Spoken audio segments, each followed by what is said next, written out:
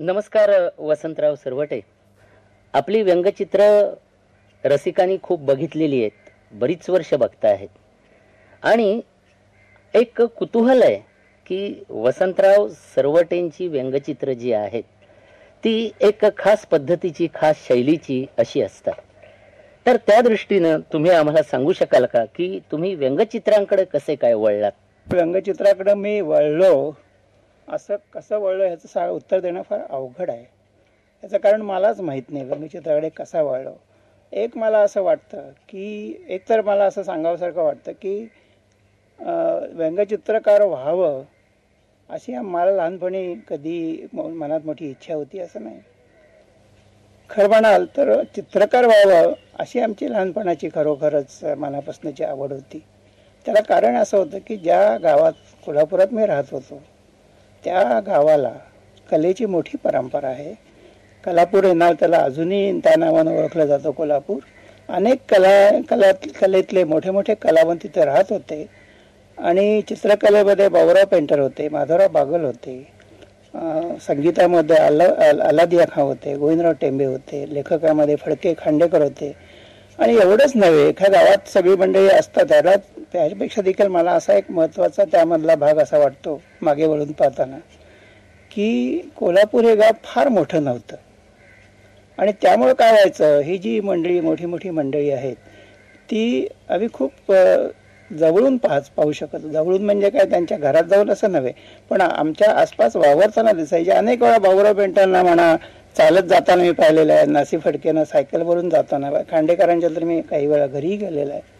त्यामुळे साहजिकच आमच्या मनात अशी त्यावेळी आवड निर्माण झाली होती की आपणही काही चित्रकले मुळात ती रक्तात आवड असणार आणि चित्रकार व्हावं, बाबुराव पेंटरांसारखं व्हावं अशी आमच्या मनातली, खरी माझ्या मनातली आवड होती. पुढे चित्रकलेची तयारी करता करता त्या दृष्टीने आम्ही सराव करत होतो. मी, माझे मित्र, चित्रकार फडणीस माझ्या बरोबर होते. आम्ही दोघं, सीधा फडणीस, आणि आम्ही मग निसर्ग चित्र काढायला जात असू किंवा कपिल तीर्थ म्हणून जे मार्केट आहे तिथे जाऊन स्केचेस करत असू. तर खरा आमचा जो सगळा प्रयत्न होता तो चित्रकार होण्याच्या दृष्टीने होता. पुढे कधीतरी या सगळ्या आम्ही करत असताना दलालांची चित्र माझ्या पाहण्यात आली, दीनानाथ दलालांची. आणि त्यावेळी ते चित्रा नावाचं एक जे साप्ताहिक रांगणेकर आणि कारणेकर संपादित करत होते, त्यात दर आठवड्याला ते चित्र देत असत. तर त्यामधली व्यंगचित्र पाहिली आणि असं वाटलं की हे काहीतरी वेगळं आहे. खरं म्हणजे दलालांच्या सर्वच प्रकारच्या चित्रकलेनं मी मोहून गेलो होतो. एक कारण मला असं वाटतं की ती बाबुराव पेंटरांपेक्षा फार साधी होती आणि त्यावेळात आम्हाला ती त्यांच्यासारखी चित्र काढणं सोपं वाटायचं. ती सोपी नव्हती. आज मला कळतं की ती सोपी नाहीत. कॉपी करणं गोष्ट वेगळी आणि चित्र काढणं ही गोष्ट वेगळी. पण त्या बालवयात वाटलं की बाबुराव पेंटरांपेक्षा दलाल आपले आदर्श आपल्या जवळचे आहेत. आणि त्यातून मग हळूहळू मला असं वाटायला की व्यंगचित्र आणखी सोपी आहेत आणि मग व्यंगचित्राकडे वळलो. आता दुसरी गोष्ट अशी आहे की तुम्ही पेशानं चित्रकार नाही, पेशानं मला वाटतं बहुतेक तुम्ही अभियंते आहात. मी सिव्हिल इंजिनियर आहे. आणि हे करून व्यंगचित्र काढणं कसं काय जमत होतं तुम्हाला? नाही, तर जमायला काही हरकत नाही. याचं एक कारण असं आहे की मी जरी सिव्हिल इंजिनियर असलो तर मी तसा फील्ड वर्कर नव्हतो.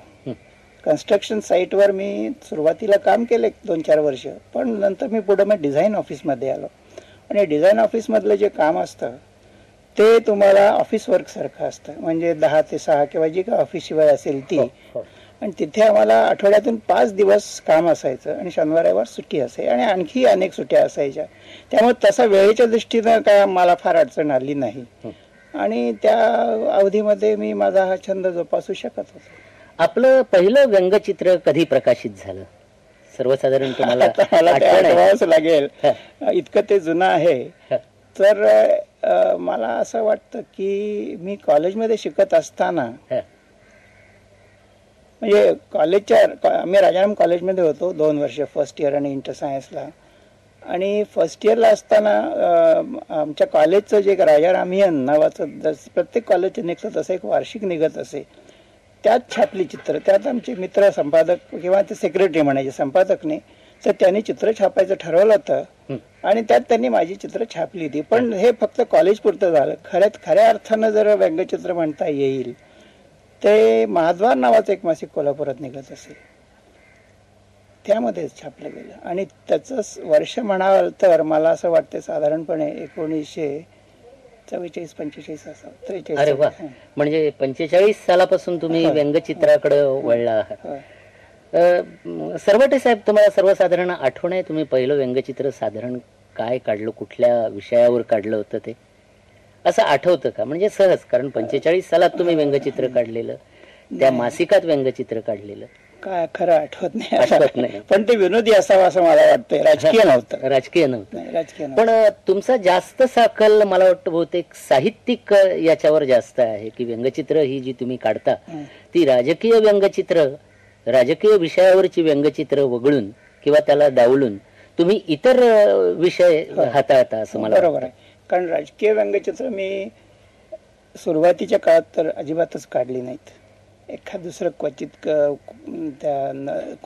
खरं म्हणजे मी राजारामीन जे म्हणालो त्यामध्ये 1-2 चित्र राजकीय होती. ते म्हणजे परत मगाशी सांगितलं तसं तो दलालांचाच प्रभाव होता. कारण दलाल राजकीय काढायचे, मग त्यांच्यासारखं काढायचं तर मग आपण राजकीय काढू. पण व्यंगचित्र त्यावेळी काय व्यंगचित्र काढणं हा काय मोठं गंभीरपणानं घ्यायचा मी प्रश्न समजत नव्हतो.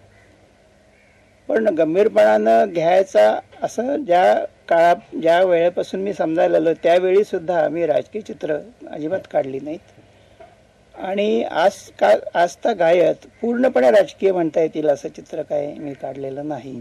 पण मधल्या काही काळात म्हणजे गेल्या 15 वर्षामध्ये राजकारण्यावरती चित्र काढलेली आहेत, पण राजकारणावरती नाहीयेत. त्याला एक कारण मला दिसतं ते असं की मी हौशी चित्रकार होतो आणि हौशी चित्रकाराला राजकीय टीकाचित्र हा परवडण्यासारखा नाही वेळेच्या दृष्टीने. कारण व्यंगचित्र काढायचं आणि ते लगेच छापलं गेलं पाहिजे किंवा जसा प्रसंग घडेल त्या ताबडतोब चित्र काढलं पाहिजे, आणि तशी मला सवड नव्हती. वसंतराव, तुम्हाला व्यंगचित्र कशी सुचतात? हा तर तुम्ही फारच अवघड प्रश्न विचारला. याचं उत्तर आजतागायत कोणाही निर्मिती करणाऱ्या कलावंताला देण्यात आलेलं नाही. की जसं कवीना जसं विचारतात त्याचं उत्तर नाही. पण काही वेळ तुमची आता ही व्यंगचित्र आम्ही बघतो, काही खास विषय असे तुम्ही त्या व्यंगचित्रांकरता मांडलेले आहेत. उदाहरणार्थ पाणी. तर पाण्याचं व्यंगचित्र तुम्ही, पाणी टंचाई म्हणा किंवा इतर गोष्टी पाण्यासंबंधीच्या आहेत, पाण्यात जसा रंग मिसळे, पाण्याचा रंग कसा जसा असेल तसा, किंवा तो इथपर्यंत बुडलेला आहे पुरानं आणि तो म्हणतोय की आमची सगळी जय्यत तयारी आहे, सगळं इथं ठीक आहे, ह्या ज्या गोष्टी आहेत ते खरं म्हणजे ते व्यंग आहे. आणि ते व्यंग तुम्ही त्या व्यंगचित्रातून दाखवलेलं आहे. किंवा पत्त्यांचं जर आपण घेतलं तर राजा आणि राणी, दुसरं ती राजा राणी प्रेमात येतात दोघे, त्याच्यानंतर त्याला एक तुम्ही कॅप्शन दिलेलं आहे स्वतंत्र. हे जे तुम्ही, हे कसं काय सुचलं तुम्हाला? म्हणजे हे का काढावं असं वाटलं? नाही, हे का काढाव्याचं उत्तर सोपं आहे, ते मी प्रथम देतो तुम्हाला.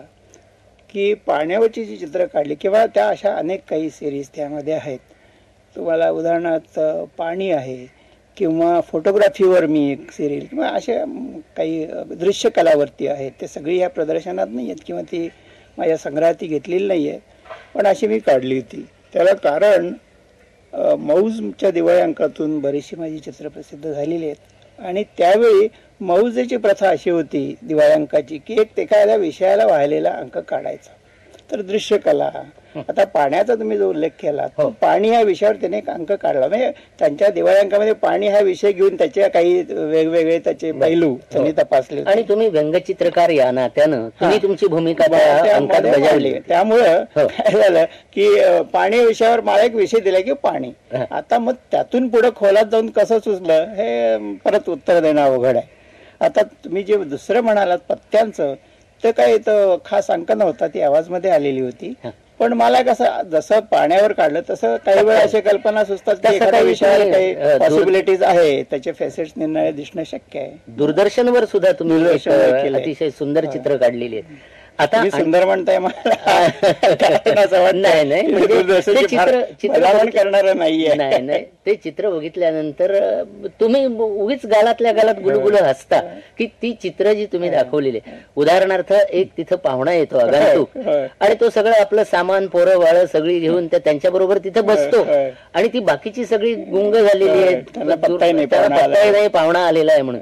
हे सूचक चित्र आहे आणि दूरदर्शनचा प्रभाव आहे होय. की प्रत्येक आणि काही वेळेला ती जेवण बिवण घेऊन सुद्धा बाहेर येतात आणि दूरदर्शनचे कार्यक्रम बघतात, अशा तऱ्हेचं चित्र आहे. बरं, मला आता तुम्हाला आणखीन एक अत्यंत महत्वाचा असा प्रश्न विचारायचा आहे की बहुतेक सगळे साहित्यिक, महाराष्ट्रातले नामवंत साहित्यिक, या साहित्यिकांनी तुमचा उपयोग करून घेतलेला आहे आणि त्याच्यात आमचे पु ल देशपांडे यांनी तर जास्तीत जास्त उपयोग करून घेतलेला आहे. तर हे कसं काय, म्हणजे कसं काय, म्हणजे माझा विचारण्याचा रोख एवढाच आहे की त्यांना वसंत सरवटे या व्यंगचित्रकाराकडेच वळावंसं का वाटलं असावं.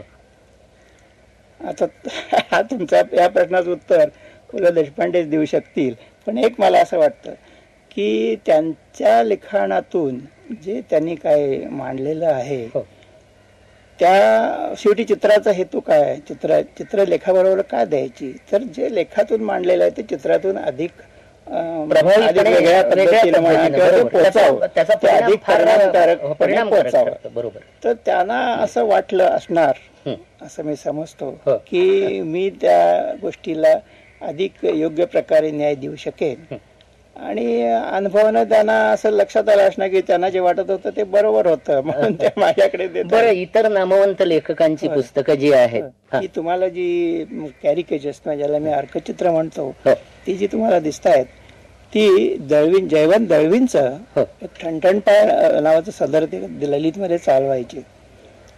तर त्या काही लेख झाल्यानंतर त्याचा त्यांनी एक संग्रह काढला, निवडक ठणठणपाळ म्हणून, बरेच वर्ष 60s मध्ये असणार ते. तर त्यासाठी म्हणून कोठाळेने मॅजेस्टिकने काढला होता.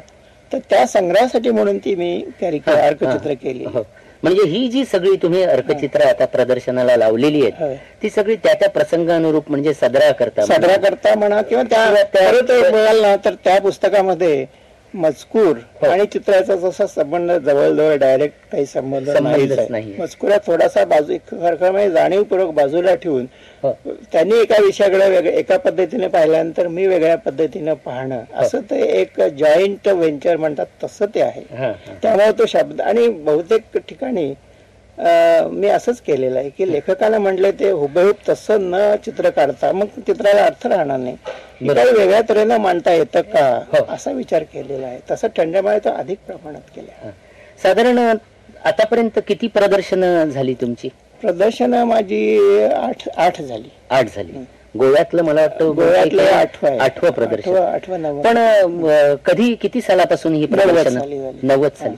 मग त्या मानानं 45 सालात तुम्ही हे सुरू केलं, तुम्ही व्यंगचित्र काढायला सुरुवात केली. 45 ते 90 हा तब्बल 45 वर्षांचा जो प्रवास आहे, त्या मधल्या प्रवासात तुम्हाला असं वाटलं नाही का की आपली व्यंगचित्रांची एक प्रदर्शनी असावी, प्रदर्शन भरवावं, लोकांनी ती अगदी मनसोक्त बघावी, असं वाटलं नाही का? असं वाटलं अनेक वेळा.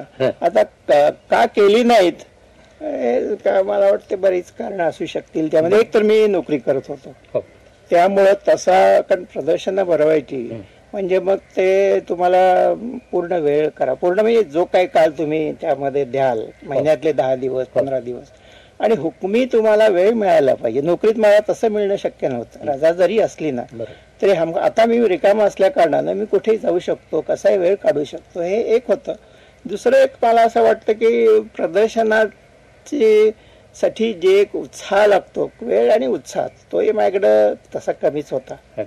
आता तर ह्या संबंधात मला एका व्यक्तीचा फार कृतज्ञतापूर्वक उल्लेख करायचा आहे. ती व्यक्ती म्हणजे माझे एक पुण्याचे रमेश जोशी नावाचे मित्र आहेत. नंतर पुढे 7-8 वर्ष काही फक्त केव्हा तरी भेट व्हायची आणि एक दिवस ते पुण्यात स्नेह सेवा नावाची एक सामाजिक काम करणारी संस्था आहे, ती त्यांची ते चालवत असत. ते मी त्यापैकी कार्यकर्त्यापैकी एक अध्यक्ष वगैरे काही वर्ष होते. तर त्यांनी मला एक दिवस सांगितलं की तुमच्या चित्रांचं प्रदर्शन करायचं. आणि करायचं म्हणजे करायचं, आणि त्यामुळे ते पुण्याचं पहिलं झालं. अच्छा, आणि मग अच्छा. तिथून ती मालिका लागली. सहज एक वसंतराव विचार आला मला की एखाद्या लेखकाचं पुस्तक ज्यावेळी तुम्ही तुमच्या चित्रांनी सजवता त्यावेळी साहजिकच तुम्हाला सुद्धा त्या पुस्तकाचं वाचन होत असेल. अर्थात अर्थात. म्हणजे खरं म्हणजे मला असं वाटतं, लेखक जितक्या वेळा वाचलं नसेल हो, तितक्या वेळा किंवा तितक्या जाणीवपूर्वक चित्रकाराला वाचावं लागतं, बारकाईनं वाचावं लागतं. बारकावे लागतात. याचं कारण काय आहे की ते चित्र साकार करताना लेखकाचे शब्द होय, आणि तुमचं चित्र होय, ह्या दोन्ही गोष्टी तंतोतंत वाचकाला पटल्या पाहिजे. होय, आता पुलंची काही पुस्तकं जी आहेत होय, त्याच्यात स्फुट लेख आहेत म्हणा किंवा स्वतंत्र लेख आहेत म्हणा, प्रवास वर्णनं आहेत म्हणा. मला वाटतं बहुतेक त्यांचे अपूर्वाई शीद फडणीसांनी हा, अपूर्वाई आणि त्यांचं इंग्लंडचं अपूर्वाई आणि फार ईस्ट पूर्वरंग म्हणून. पूर्वरंग, हो, ते 2 फडणीसांनी केलेले. त्याच्यानंतर त्यांची आणखीन प्रवास वर्णनं आपण केली आहेत का? नाही, प्रवास वर्णनांना मी चित्र केलेली नाही आहेत, आणि ती मोठ्या कटाक्षांना मी टाळलेली आहेत. मासिकात 1-2 लेख त्यांचे झाले त्यावेळी केली होती मी, पण साठवणच्या निमित्तानं त्यांचं जे संकलन केलेलं आहे जयवंत दळवींनी केलेलं आहे, त्यामध्ये काही प्रवास वर्णनातले लेख त्यात घेतलेले आहेत. तर कटाक्षांना मी सांगितलं होतं की त्याला मी चित्र काढणार नाही. याचं कारण एक मला असं वाटतं की शेवटी लेखक जे म्हणतो ते जर चित्रकार वेगळ्या पद्धतीने त्याच्या माध्यमातून म्हणत असेल तर त्याचाही अनुभव तसाच असला पाहिजे. आणि जे देश मी पाहिलेले नाही त्यावर मला चित्र काढणं शक्य नाही. म्हणून त्याला एकच अपवाद मी केलेला आहे, साठवण. म्हणून साठवणमध्ये दुसऱ्या कोणत्याही प्रवास वर्णनाला चित्र तुम्हाला आढळणार नाही. एकाच फक्त आहे त्याला अपवाद, एकच म्हणजे बंगालवर त्यांनी जे लिहिलेलं आहे, 2 लेख आहेत त्यात बंगालवरती, त्याला मी काढले, कारण बंगाल मी पाहिलेलं आहे. बरोबर. आता विशेष सांगायचं म्हणजे तुम्ही वसंत सरवटे एक निष्णात इंजिनियर आणि वसंत सरवटे एक निष्णात व्यंगचित्रकार, या दोन्ही गोष्टींनी जर पाहिलं, समजा तुम्हाला पुनर्जन्म मिळाला तर तुम्हाला काय होणं आवडेल? मला आहे ते झालं ते चांगलं झालं की मला काय वाटत नाही, दोन्ही होणं आवडेल. कारण दोन्ही क्षेत्राने मला अनेक गोष्टी दिलेल्या आहेत. आणि मी असं समजतो की इंजिनिअरिंग सुद्धा काय कंटाळवाणं नसतं, आपला एक समज असतो.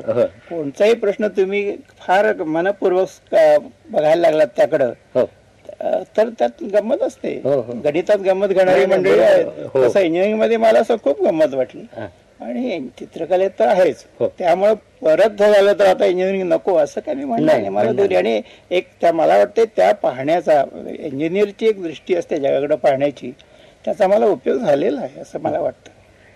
बरं आहे सरवटे साहेब, आपला वेळ घेतला, पण त्याच्यामुळे आमच्या गोमंतकीय श्रोत्यांना वसंत सरवटे नावाचे व्यंगचित्रकार आणि तुमचे विचार हे ऐकण्याची संधी आपण प्राप्त करून दिली. याकरता आकाशवाणी पणजीच्या वतीनं मी आपला अत्यंत आभारी आहे. मी आपला अत्यंत आभारी आहे. नमस्कार. नमस्कार.